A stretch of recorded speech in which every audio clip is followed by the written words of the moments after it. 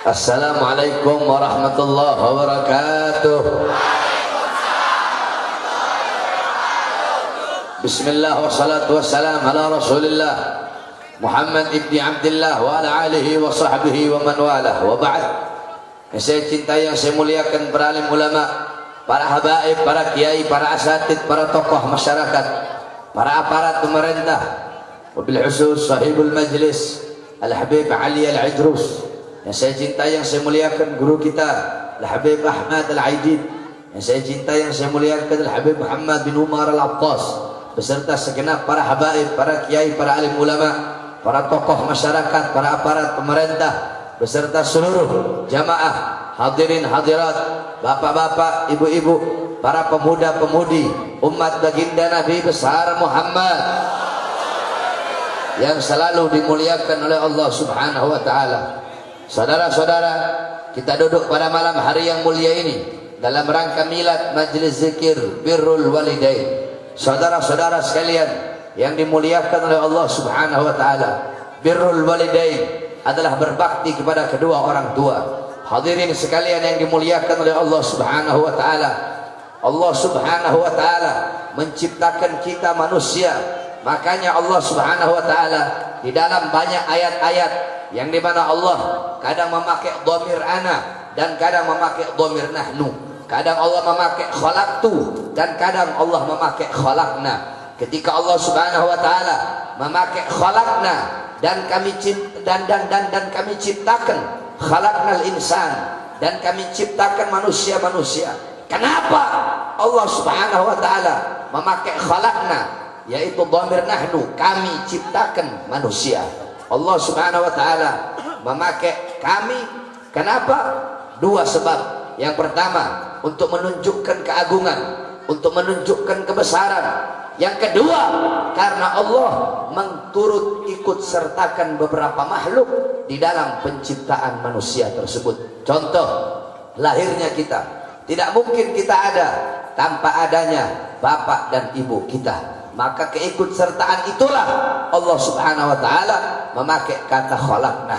Oleh karenanya saudara-saudara sekalian, sebagaimana dalam hadis yang telah sering kita dengar, yakni ridallah fi ridal walidain wa sakhtullah fi sakhtil walidain. Keridhaan Allah terdapat di dalam keridhaan orang tua, sedangkan kemurkaan Allah terdapat di dalam kemurkaan orang tua. Walaupun kalian sholat sampai kalian sholat ribuan tahun, walaupun kalian sujud sampai dahi kalian hancur, walaupun kalian ruku sampai badan kalian seperti busur panah, walaupun kalian berpuasa sampai badan kalian kurus tinggal tulang, walaupun kalian sedekah sampai harta kalian habis, walaupun kalian haji 99 kali, tapi kalau tidak mendapatkan keridhaan orang tua, jangan harap kalian mendapatkan keridhaan Allah Subhanahu wa taala. Kenapa? Karena Allah meletakkan keridhaan kepada seorang anak melalui keridhaan orang tuanya. Allah meletakkan keridhaan terhadap seorang murid melalui keridhaan gurunya, dan Allah meletakkan keridhaan terhadap seorang istri melalui keridhaan suaminya. Oleh karenanya, berbaktilah kalian kepada kedua orang tua kalian, berbuat baiklah kalian kepada kedua orang tua kalian. Pertama, kepada ibu kalian. Sahabat bertanya kepada Rasulullah, "Ya Rasulullah, setelah aku berbakti kepadamu, setelah aku melayanimu, setelah aku mencintaimu, siapa yang harus aku layani? Siapa yang harus aku berbuat baik kepadanya ya Rasulullah?" Rasulullah menjawab, "Ummuka, ibumu." Setelah ibuku siapa ya Rasulullah? Ummuka, ibumu. Setelah itu siapa ya Rasulullah? Ummuka, ibumu. 3 kali Rasulullah SAW menyebut nama seorang ibu. Saudara-saudara sekalian, ibu kita yang melahirkan kita, ibu kita yang dimana selama 9 bulan kita berada di dalam perut ibu kita, kemana-mana kita dibawa, kemanapun dia pergi kita dibawa.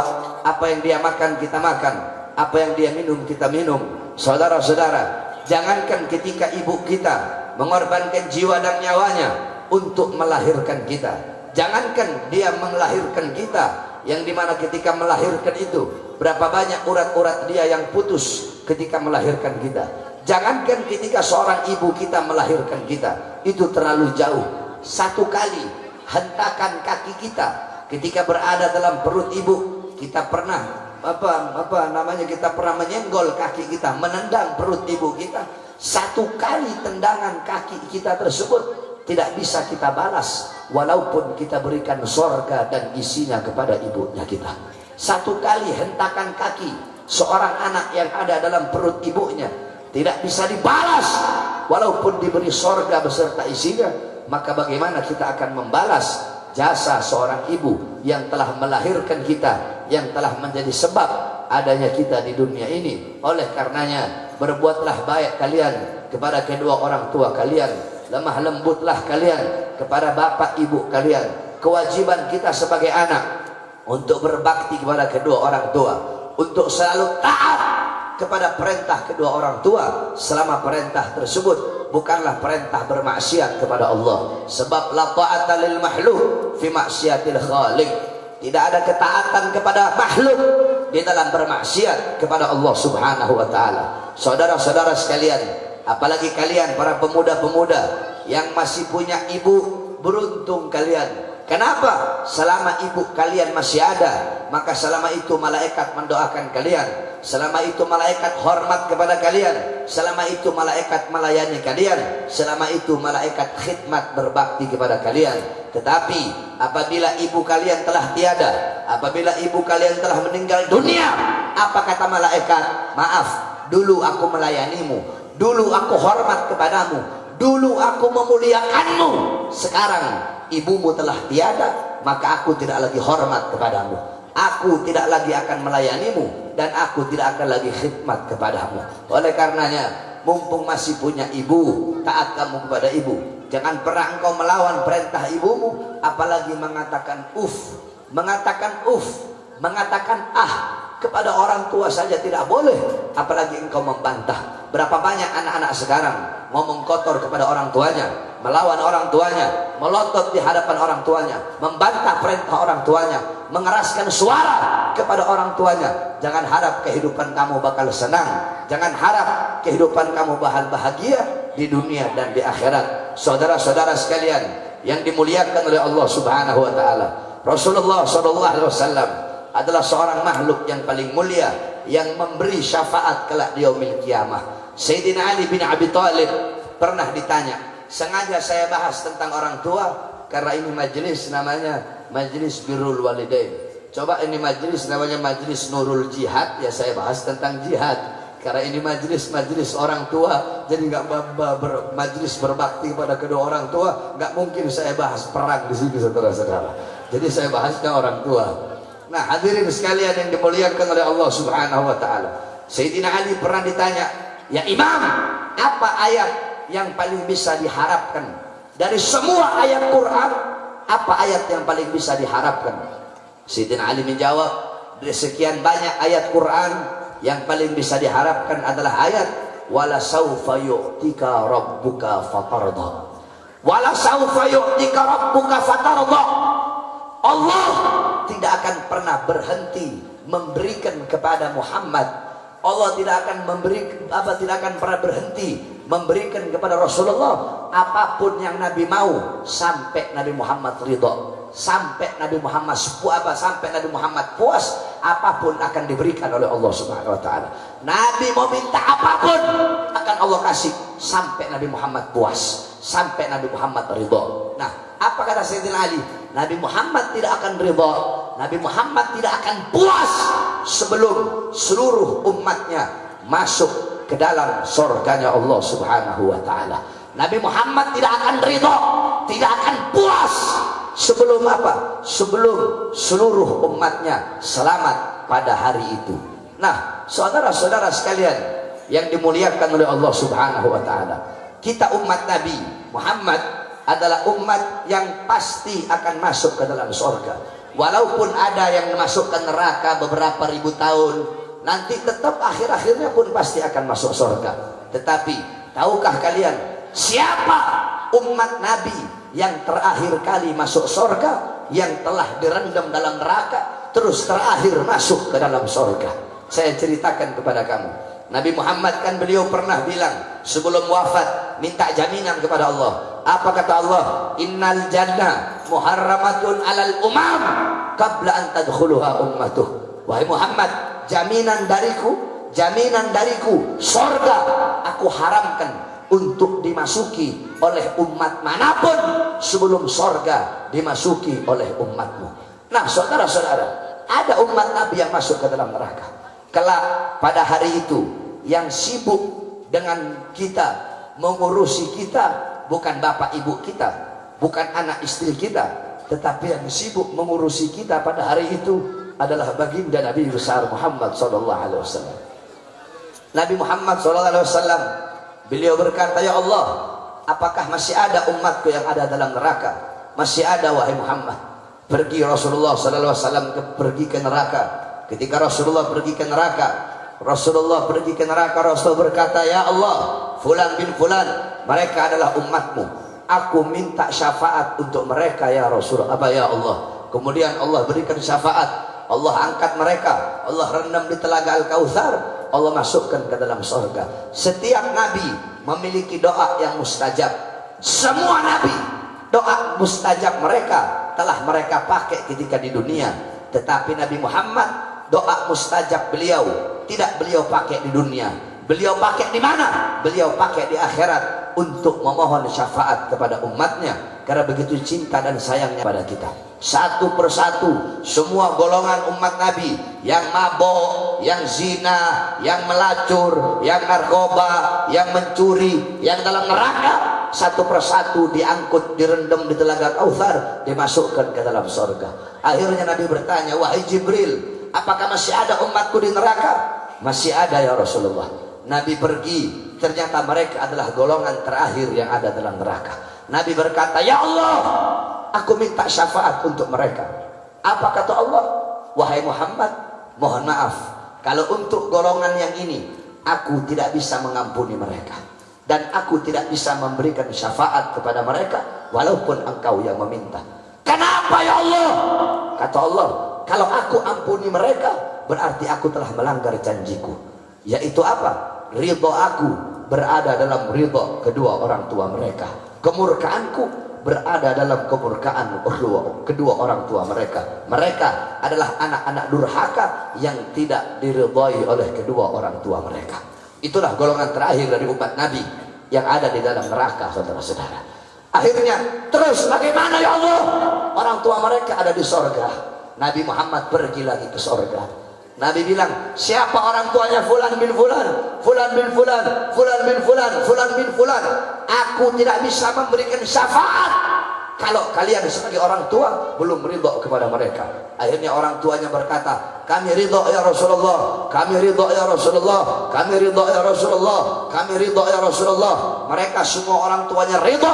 Nabi pergi lagi ke neraka, memohon ampun lagi, sehingga mereka kemudian diangkat oleh Allah, dimasukkan, direndam di telaga Kautsar, kemudian dimasukkan ke dalam surga. Mereka lah golongan terakhir daripada umat Nabi yang habis dari neraka dimasukkan ke dalam surga. Siapa?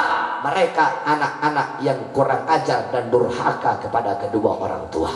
Oleh karenanya, saudara-saudara, saya wasiatkan kepada kalian, mumpung bapak ibu kalian masih ada, berbakti kepada mereka.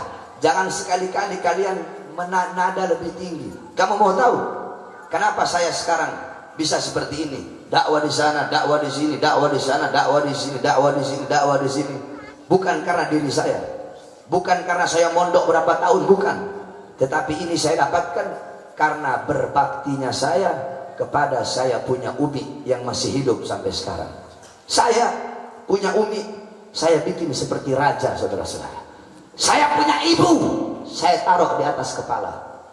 Banyak cerita-cerita yang tidak bisa saya ceritakan di sini tentang bagaimana berbaktinya saya kepada saya punya ibu. Walaupun ibu saya bukanlah seorang syarifah, ibu saya bukan syarifah, ibu saya bukan cucu Nabi. Ibu saya walaupun bukan syarifah, tapi saya taruh beliau di atas saya punya kepala, sehingga saya jadi seperti ini berkat doa daripada saya punya ibu. Apapun perintah ibu saya selalu saya laksanakan. Ibu umi, anak punya umi bilang A, saya A. Umi bilang B, saya B sampai detik ini. Umi saya bilang ya Muhammad, nama saya kan Muhammad Bahar. Kalau umi saya panggil saya Muhammad, bukan Bahar. Sama saya ini Muhammad Bahar. Jadi saya sama abah, sama umi itu saya dipanggilnya Muhammad, bukan dipanggil Bahar. Ya Muhammad, ini begini. Ya umi. Muhammad, ya umi.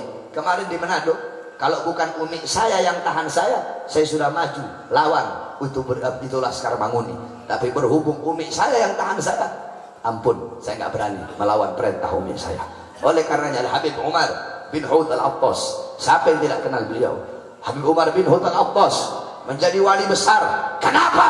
Karena baktinya beliau kepada ibu beliau. Oleh karenanya kalian para pemuda-pemudi Islam berbakti kepada bapak ibu kalian, apalagi ibu. Kalau bisa, kalau kalian mau ngikut saya, setiap malam Jumat itu kalian ambil air, cuci kaki ibu kalian. Kalian cuci kaki ibu kalian, kemudian kalian minum airnya, minta ridha kepada ibu bapak kalian. Saudara-saudara, saya mau tanya sama kamu semua yang hadir di sini. Jawab yang keras. Kalau saya ngasih jam tangan saya kepada kamu, kira-kira kamu bilang apa kepada saya? Bilang apa? Bilang terima kasih kan? Saya ngasih jam tangan saya kepada kamu, kamu bilang terima kasih. Bapak ibu kamu, bapak kamu yang mulai dari bayi cari nafkah, kepanasan, kehujanan, pagi, siang, sore, malam untuk memberi makan kamu.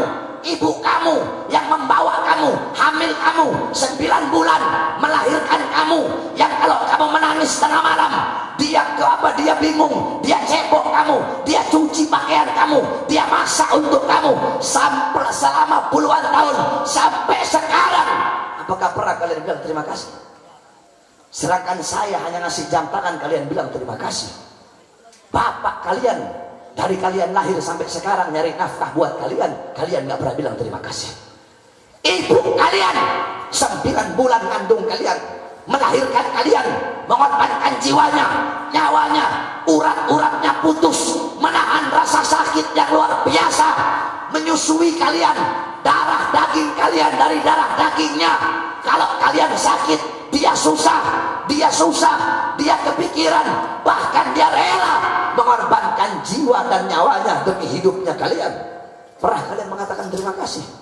Sedangkan saya Bahar bin Smith bukan siapa-siapa kalian, ngasih jam tangan kepada kalian atau ngasih uang atau ngasih apapun, kalian bilang terima kasih beb. Tetapi bapak ibu kalian yang selama ini mengurusi kalian selama puluhan tahun, tidak pernah kata-kata terima kasih itu kalian ucapkan kepada bapak ibu kalian. Oleh karenanya wasiat saya yang terakhir, semua anak-anak muda yang hadir di sini, semua, kalau memang kalian cinta kepada Nabi Muhammad, cinta kepada Habib Ali, cinta kepada ini majelis, kamu pulang dari sini, yang masih punya ibu, cuci kaki ibu kamu, kamu minum airnya, peluk kamu punya ibu, cium kakinya, minta ridha dunia akhirat, sebab itu adalah sumber daripada keselamatanmu dunia akhirat. Apa kata Habib Hasan Asy'atiri? Orang sekarang mereka pergi ke barat, pergi ke timur, pergi ke utara, pergi ke selatan, nyari para aulia, nyari para wali, ziarah kanan kiri, semua wali didatengin. Tetapi keramat terbesarnya dalam rumah mereka biarkan, tidak mereka pedulikan. Siapa? Yaitu seorang ibu, saudara-saudara. Oleh karenanya berbakti kepada kedua orang tua, itu majelis birrul walidain. Baik ketika orang tua masih hidup ataupun sudah mati. Itu kan yang masih hidup. Terus beb, gimana kalau orang tua kita sudah wafat? Gimana orang tua kita kalau sudah meninggal dunia? Apakah putus? Apakah berhenti berbaktinya kita? Tidak. Berbakti kepada kedua orang tua bukan hanya ketika orang tua masih hidup, walaupun telah wafat tetap wajib kalian berbakti. Dengan apa? Dengan mengirimkan doa kepada orang tua yang telah meninggal dunia. Apa kata Rasulullah? Idza mata ibnu Adam in qata amaluhu illa min thalatha, sadaqatin jariyah, al ilmu yantafa'u bih, wa baladun salih yad'u lah. Apabila manusia wafat, manusia meninggal dunia, terputus seluruh amalnya. Illa, kecuali 3. Ketika kamu hidup, kamu meninggalkan 3 perkara, maka selama itu juga pahalanya akan mengalir sampai datangnya hari kiamat. tiga hal tersebut. Yang pertama, sedekah jariyah, mengeluarkan harta di jalan Allah Subhanahu wa taala, untuk masjid, untuk mushola, untuk pondok pesantren, untuk untuk manfaat bagi umat Islam. Yang kedua, ada ilmu yang tafa'ubih, ilmu yang bermanfaat.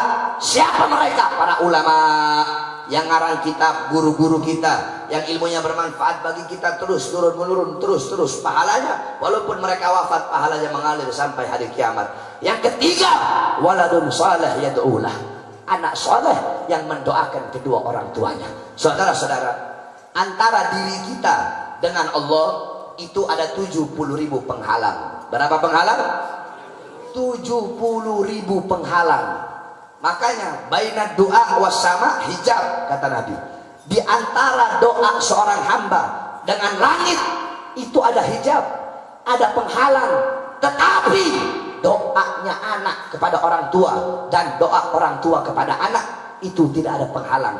Itu doa yang bisa menembus, merobek penghalang-penghalang tersebut sehingga sampai doanya kepada Allah Subhanahu wa taala. Nah, apabila orang tua kalian telah wafat, kalian doakan mereka, kalian bacakan Yasin, bacakan tahlil, bacakan tahmid, tasbih, takbir, tanjid, sholawat, kalian kirimkan, itu pahalanya akan mengalir kepada orang tua kalian walaupun orang tua kalian telah wafat. Kalian bacakan Yasin, Yasin wal Qur'anil Hakim, terus sampai akhir. Kalian bacakan niat untuk orang tua. Orang tua dalam kubur, fadilah, keutamaan baca Yasin apa? Allah siapkan 99 istana, yang dimana istananya temboknya terbuat dari emas putih, tanahnya terbuat dari kasturi. Setiap satu istana ada 99 kamar. Setiap satu kamar ada 99 ranjang. Setiap satu ranjang ada 99 kasur. Setiap satu kasur ada 99 bantal. Setiap bantal ada 99 bidadari. Allah siapkan bagi orang yang membaca Yasin. Bapak kamu meninggal dunia, kamu bacakan Yasin, itu yang Allah siapkan kelak di akhirat bagi bapak dan ibu kamu. Kemudian kamu baca tahlil, la ilaha illallah, la ilaha illallah, dihadiahkan untuk orang tua. Qala Allah fil hadis qudsi, la ilaha illallah hisni. Kata Allah dalam hadis qudsi, la ilaha illallah adalah benteng pertahananku. Maka barang siapa yang membaca la ilaha illallah, berarti dia telah masuk ke dalam benteng pertahananku. Barang siapa yang masuk ke dalam benteng pertahananku, maka dia akan aman dari azab dan siksaku. Kamu kirimkan tahlil, kirimkan la ilaha illallah untuk bapak ibu yang telah wafat, maka bapak ibu kamu akan aman dari azab dan siksa Allah Subhanahu wa taala. Kamu kirim salawat, Allahumma sholli ala Muhammad, Allahumma sholli alaihi wasallim, ya Rabbi sholli ala Muhammad, ya Rabbi sholli alaihi wasallim. Qala Rasul sallallahu alaihi wasallam, man shalla alayya salatan wahidatan sallallahu alaihi biha asyra. Barang siapa yang bersalawat kepadaku satu kali, maka Allah bersalawat kepadanya 10 kali. Salawat dari Allah rahmat. Kamu bersalawat, kamu hadiahkan untuk orang tua. Salawat kamu dibawa oleh malaikat di hadapan kubur Nabi Muhammad. Malaikat berkata, ya Rasulullah, fulan bin fulan, fulan bin fulan, fulan bin fulan, fulan bin fulan bersalawat kepadamu, dihadiahkan untuk bapak ibu yang telah meninggal dunia. Apa kata Rasulullah? Bawa salawat mereka menghadap Allah. Dibawa salawat kalian menghadap Allah. Malaikat berkata, ya Allah, fulan bin fulan, fulan bin fulan bersalawat kepada kekasihmu Muhammad, yang dimana pahalanya dihadiahkan untuk bapak ibu yang telah meninggal dunia. Apa kata Allah? Akan aku jadikan dari setiap satu huruf, ya Rabbi salli ala Muhammad, ya Rabbi, ya satu huruf, alif satu huruf, ra satu huruf, ba satu huruf, ya satu huruf, ya Rabbi 5 huruf. Dari setiap satu huruf, kata Allah, aku ciptakan 360 malaikat yang memiliki 360 kepala. Setiap kepala punya 360 wajah. Setiap wajah punya 360 mulut. Setiap mulut punya 360 lidah. Setiap lidah memohon ampun atas dosa-dosa orang yang bersolawat atau orang yang dihadiahkan solawat tersebut.